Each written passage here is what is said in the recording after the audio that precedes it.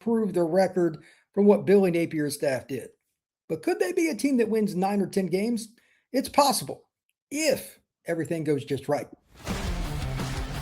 Locked On presents The Portal, the daily podcast covering college football recruiting and everything NIL. Part of the Locked On Podcast Network. Your team every day. Into the Portal Podcast, where you get your daily recruiting, NIL, and transfer portal scoop. I'm your host, Brian Smith, longtime college football recruiting analyst. Thank you for making the Portal Podcast a part of your day, each and every day, right here on the nation's #1 podcasting network, Locked On. We're going to be talking about the Florida Gators 2026 schedule. It's not easy, but it is easier than the ones they had in 24 and in 25. Manageable to a certain degree, but they're going to have to pull some upsets to A, manage expectations, B, make any run at all at making it to the playoffs, and of course, just kind of getting off to a good start. It's year one under John Sumrall, not an easy slate, but we can get into that a little later on. To do it, they've got some talented DBs, but despite that, they were still ranked 76th in the nation last year in passing D. 76th. Why? Let's talk about that, how that can improve. Part of it actually is on the offense. It's a combination of setting yourself up. That's later on. O-line concerns, that's my biggest question about Florida. They've got some key transfers in. How does it mesh? We will definitely dive into that. UF's big-time wide receiver room. How good will it be? Who stands out? We're going to talk about Eric Singleton, Vernel Brown III, Dallas Wilson. Who else steps up? Why? And of course, the number one thing here, who is John Sumrall and Buster Faulkner going to pick at quarterback? If you take nothing else from this podcast, note the following. I do not care whether it's Aaron Philo or Tramel Jones Jr. What I do care about is, unfortunately, what I read the opposite of just about 5 minutes before I started this show. It has been reported, according to Coach Sumrall, that he is not worried about a timeline for getting a starting quarterback. While that sounds great, you need, whichever quarterback it is, to get as many reps with the number ones until their arm about falls off between now and the middle of summer.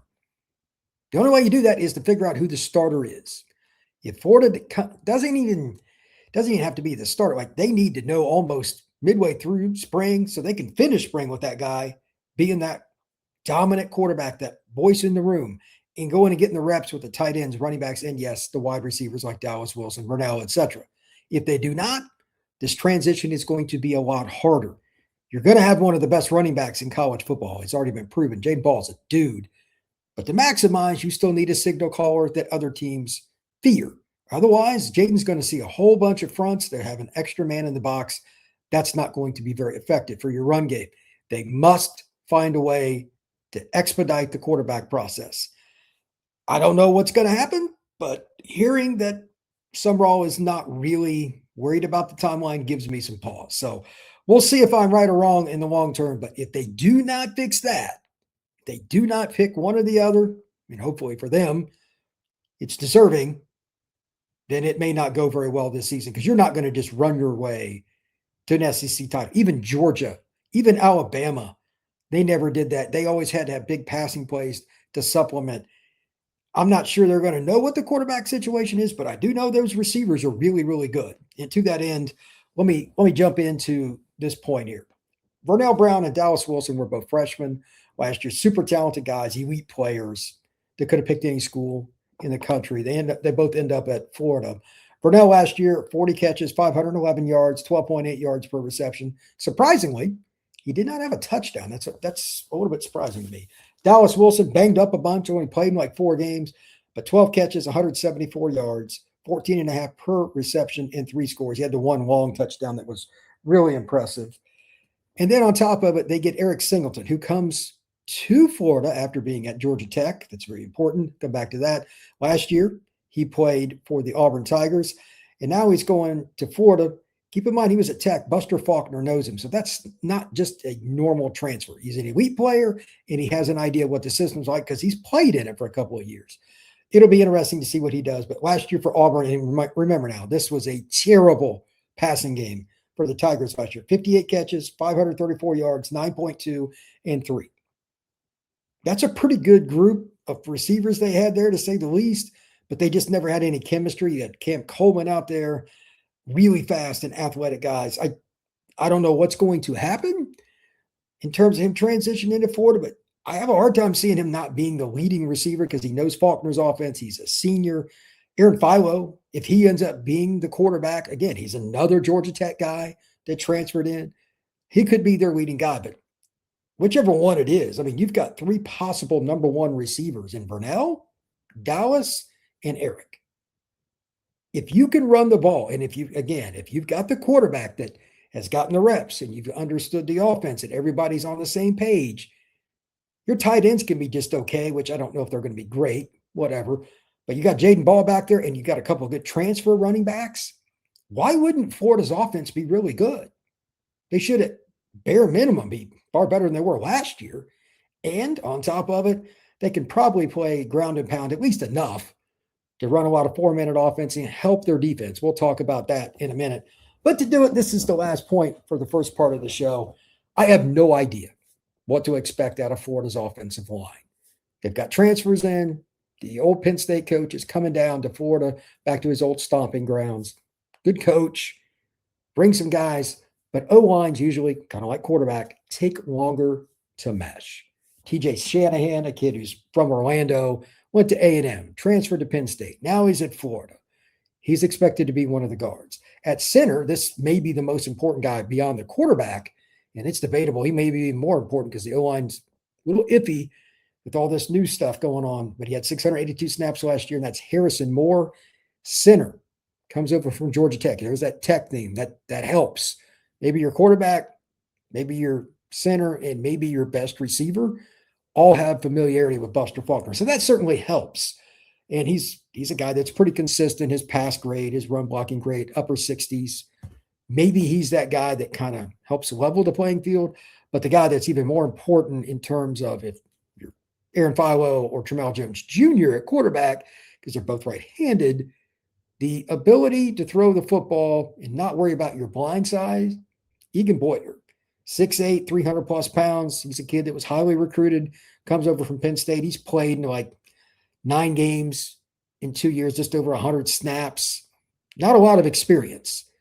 If he's your left tackle, and that's one of the strong possibilities, is he ready to take on the Southeastern Conference in those obvious passing downs, 3rd and long, 2nd and long, into the half, et cetera, when your quarterback needs that extra time, and everybody in the stadium, everybody in the swamp or wherever they're playing their first SEC games at Auburn, all these places are going to be crazy. Is he ready to handle that pressure? Because if he's not, that's another reason that I'm concerned. So I'm a little bit more down on the quarterback situation at UF, especially because of Sumrall's comments, but we'll get into that on the other side. And I've got a few questions that I'll bring these back up when we come back from break. But quarterback decision and when can UF's receivers excel in big games? Part of that's going to be the O-line too, which is the third question. How well does UF's O-line hold up, especially against those teams that have pass rushers? The defense improves? I would assume so. I think Sumrall's a good coach, and he's done a lot of good things where he's been before Troy and over at Tulane, et cetera. But we need to see if he can handle the SEC. And then finally, does UF outcoach the competition? I think they will be a far better game day operation than what Napier's staff was. That's just reality. But they still have a ways to go. When we come back, we're going to talk about some more of those things, and then we're going to get into the schedule. Take your comments and questions from the chat. That is next, right here on the Portal Podcast. I'm Kalia Butler, host of Locked On Women's Basketball, and this is Mazda's Women's Basketball Snapshot, celebrating the work no highlight reel can ever capture. Texas won its first ever SEC championship on Sunday, beating South Carolina 78-61 and snapping the Gamecocks' 3-year run as SEC tournament champions. In the Big Ten championship, UCLA dominated Iowa 96-45. The 51-point margin is the most lopsided title game in Big Ten tournament history. With a resume that includes 18 Quad 1 wins and one of the toughest schedules in the country, UCLA is making a serious push for the overall number 1 seed. But UConn has held that spot all season and remains the nation's only unbeaten team. These moments are earned off the clock, those long before the lights ever come on. The sweat, the fakes, the doubt, the scrapes, and coming back for more every time. Mazda puts that same drive into every detail. Wins define the moment, putting in the work, that defines you. There's more to a Mazda because there's more to you. Today's show is brought to you by our friends over at Robinhood. What if sports were traded like markets? Now you can put your sports IQ to work in real time. With Robinhood prediction markets, it's not you against the house, it's you participating in a live market. You can buy or sell your positions live all game long. Use your sports knowledge in the moments that matter. Robinhood prediction markets changed the game. It's people moving the action. So when momentum shifts, you can move with it. You're no longer just a spectator, play-by-play. You decide. Trade every play with Robinhood, now available across the U.S. Download the Robinhood app now to begin. We are also, very importantly, going to mention the Everydayer Club. And right now, if you use promo code March, you can get a free month. $5 a month or $50 for the year will get you all the way through. But this is the simple part of it. Down in the description below, it's very easy. The March Madness is getting ready to start. And if you get your bracket in, it's on the Discord. Down in the link below, it'll explain everything. All you have to do is go into the Everydayer Club and fill it out. You get a month free. Check out the Everydayer Club, again, down in the description below. Let's have a little fun here. We're going to talk more about not just Florida's opportunity. We're going to talk about their schedule here in a second, which is still difficult, not as bad as 24 and 25. But there are a lot of different things that people need to realize about UF in terms of that expectation. That fan base is crazy.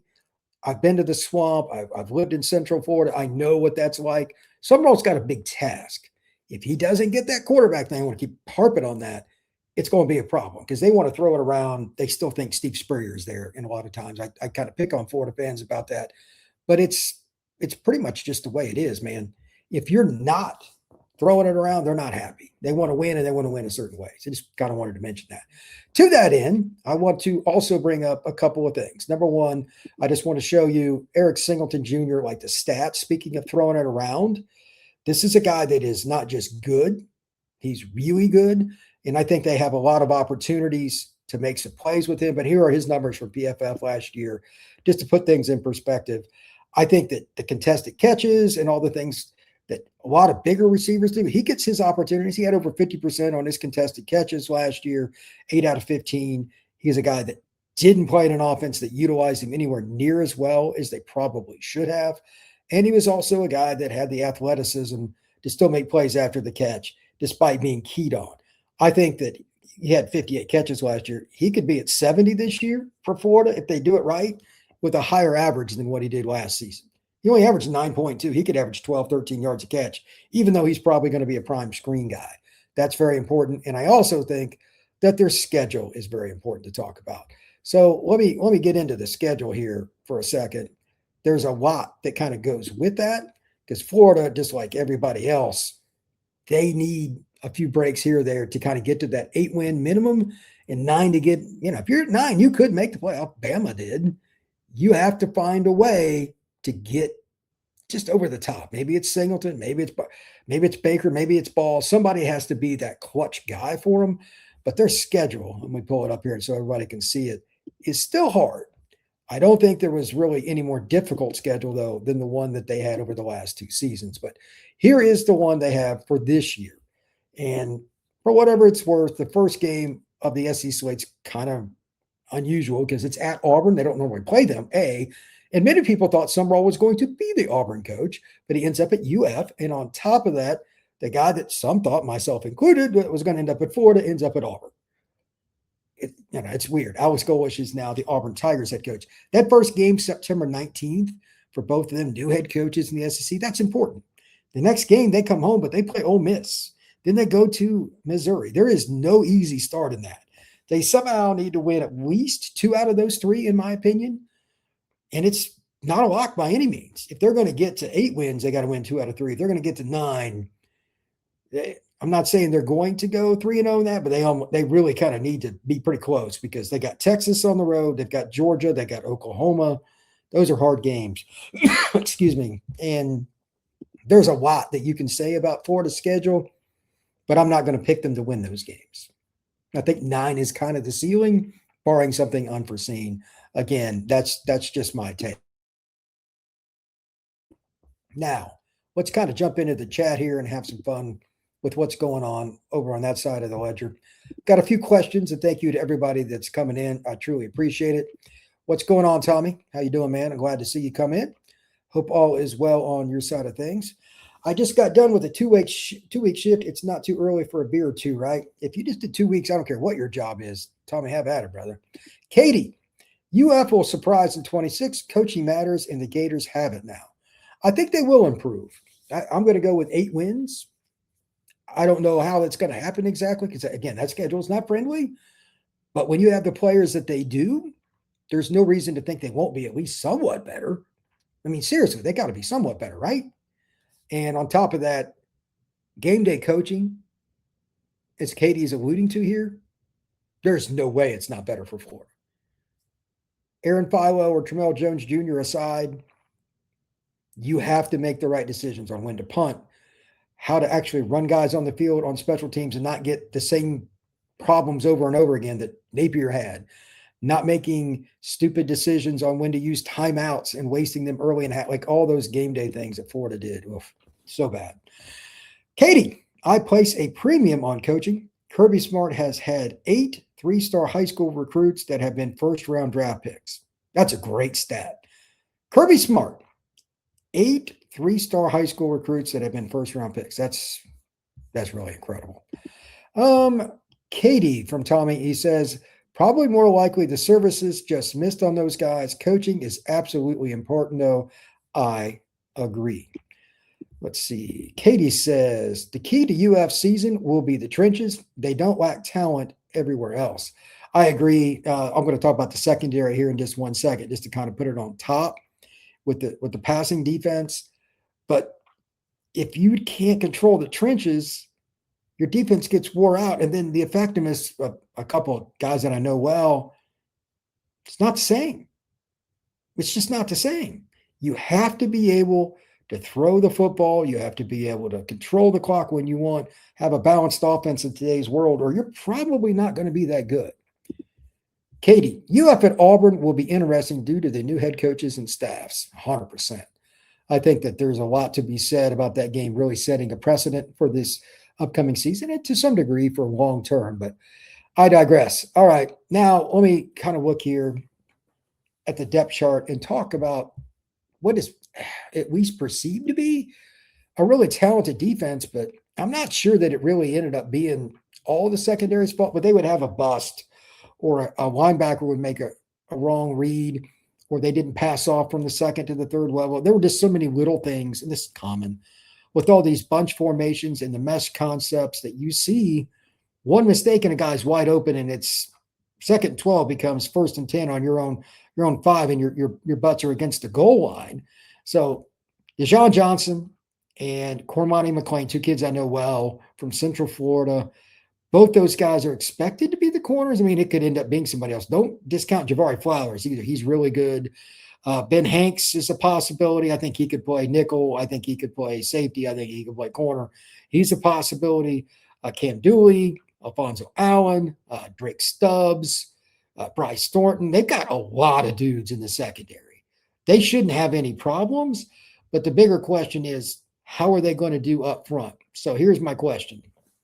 They kept Jaden Woods to help that pass secondary to, really be fortified. You've got to have some kind of pass rush. Jaden Woods was really good as a freshman. Jamari Lyons, Richard Sr., Brendan Bett, I don't know much about him. He's a transfer from somewhere. Somebody wants to comment on him, have at it. Cameron James, the other outside edge guy, he's pretty good. What's the depth going to be, though? Mbachu was a kid they recruited very heavily. Jeremiah McLeod was another kid. I don't know much about them. Emmanuel Obadejo, that's a kid they're very high on. Is he ready? He's a transfer that's got all the measurables and all that. I remember talking to Brandon Olson about him. But is he ready for the SEC and everything going on? I don't know. But I like the talent. Linebacker should be in pretty good spot. I don't think it's going to be unbelievable. Aaron Childs, Miles Graham, those are a couple guys that have been around a while. They're really good. If they don't have the depth is my only concern there. We'll see. But again, the D-line and the secondary, 2 spots that a lot of teams really struggle. Florida should be pretty good. So again, my prediction is 8 wins. Does it get above that? It's possible, but we'll see. When we come back, we're going to talk a little bit more about Florida, and then I want the expectations for you guys. Besides UF, is there anybody in the SEC that you think could not just be good, but that you think could surprise and be that team that kind of, maybe not Vanderbilt level, I don't know if there's a Diego Pavia out there, but who is going to be the surprise team in the Southeastern Conference this next year? That is right here on the Portal Podcast. Today's show is brought to you by our friends over at Coast. If you ever wanted to figure something out on how to get your business back in line, Coast Pay is a great way to do it because it is giving Locked On College listeners up to $2,000 credit for your business when you get started today. If you manage a crew, construction, HVAC, landscaping, or anything basically, where you got trucks on the road, you already know how messy all the gas and all the material purchases can be. Cards get shared, receipts disappear. It can be a complete disaster. Coast Pay fixes any and all of that. Coast Pay is the modern fuel card that expense management.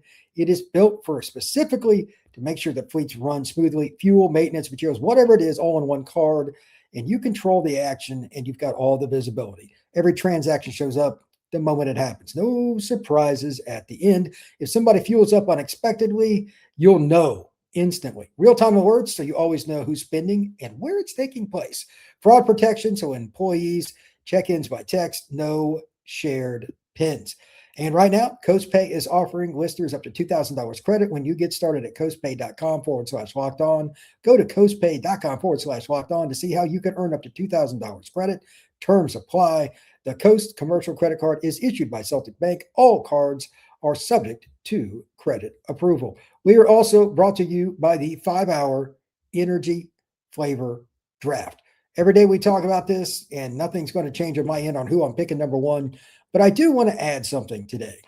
The board is set, the flavors are ready, and everything is going to go on to the number one pick. It's blue raspberry. It will never change on that. But I do have something that I want to add. I've been reading some of these. Confetti Craze is kind of interesting. Delicious blend of rich and buttery, freshly baked confetti cake, smooth vanilla. I love vanilla. Smooth vanilla frosting and a sprinkle of sweetness in every sip. That at least has my interest. Again, I'm a blue raspberry guy. I'm never really going to go away from that. Cherry is another one I like, peach mango, but I'm kind of curious about Confetti Craze now too. So with that being said, find your new favorite flavor of 5-hour energy shots available online at 5hourenergy.com or Amazon. All right. Thank you once again for checking out Locked on the Portal. Truly appreciate it. Let's talk a little bit about who you think could be some surprises. Who are they in the SEC? Auburn's another team that is kind of a goofy one for me because they do have Vernel Brown coming over, 5 receivers. They got their center, etc., all from USF. They got some really talented secondary players. They got some pretty good receivers that were kind of coming up the ranks. Got a couple of them back that may surprise as well. Running back room is really good. But what about the D-line? Are they going to be there? And it's possibly a top 5 schedule nationally. That's rough. Kentucky, Will Stein comes in. They get Kenny Minchie from Notre Dame. That's another team that I think is very interesting. Is it going to be capable of knocking off somebody in a one-game scenario and potentially ruining somebody's team for that year? Yeah. That's my guess. Somebody, like I know Tennessee fans automatically put that as a checkbox. If Kentucky could score a little bit, Tennessee's quarterback room is a little iffy. That could be a conundrum. South Carolina is another one. I don't expect good things from Lenora Sellers and offense. They've lost one offensive tackle for the year. The other one's out until summer. They're not the greatest O-line in the world anyhow. I need to see what their defense can do because I don't think they've loaded up enough. But is that a team, if Lenoris gets hot in one game, they can knock off somebody? Absolutely. Absolutely. The bigger question is, can they hold on to leads? Obviously, that's been a problem the last couple of years. Finally, in terms of a team that could surprise, nobody really talks about Missouri. But every year, nobody talks about Missouri. That coaching staff does a great job, not a good job, a great job of maximizing. They've got arguably as good a 1-2 punch at running back as there is in college football. The defensive staff does a good job of mitigating big plays. They find different ways to get pass rushers. They should be pretty good.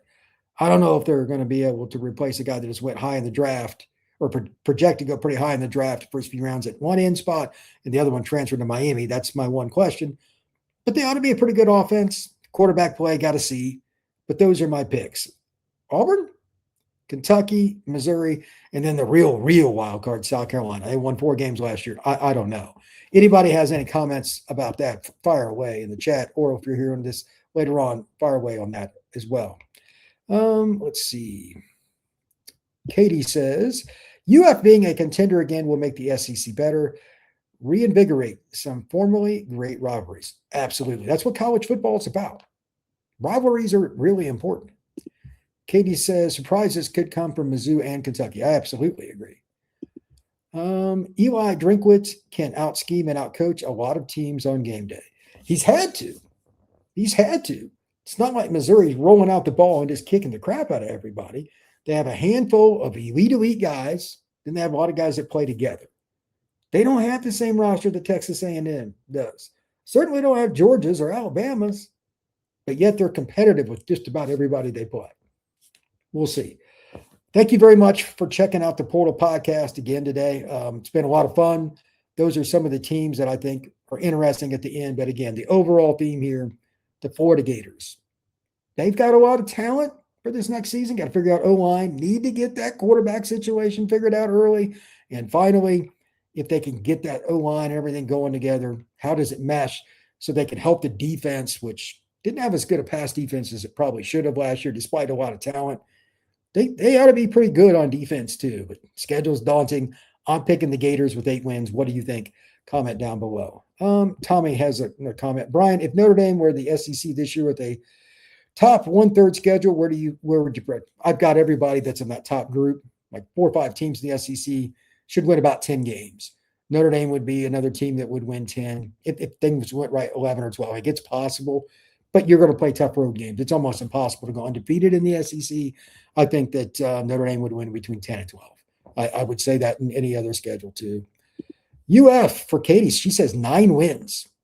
That would be impressive. They win 9 wins game in year 1 for John Sumrall. He might be SEC Coach of the Year. That would be impressive. I'm not saying it couldn't happen, but that's going to be hard. Like, injuries. Do you have a dynamic quarterback? I need to see that. Schedule's not easy. O-line, I need to see it come together. Secondary's got talent. How does it mesh? Linebackers, is there enough depth? There's still some questions, but they got talent. If everything goes just right, 8 wins is there. 9 wins, going to be hard. 10, I think they would just have to hit the inside straight with turnovers in every bounce of the football. I guess it could happen, but that's probably not the likely answer. We'll see, though. But Florida being better is good for college football. And thank you very much for making the Portal Podcast a part of your day, each and every day, right here on the nation's #1 sports podcasting network, Locked On. Truly appreciate you all helping us get to that point. Our network is growing across the board. I also run Locked On Seminoles. Really enjoy it. Everybody have a good one. This has been Locked On the Portal.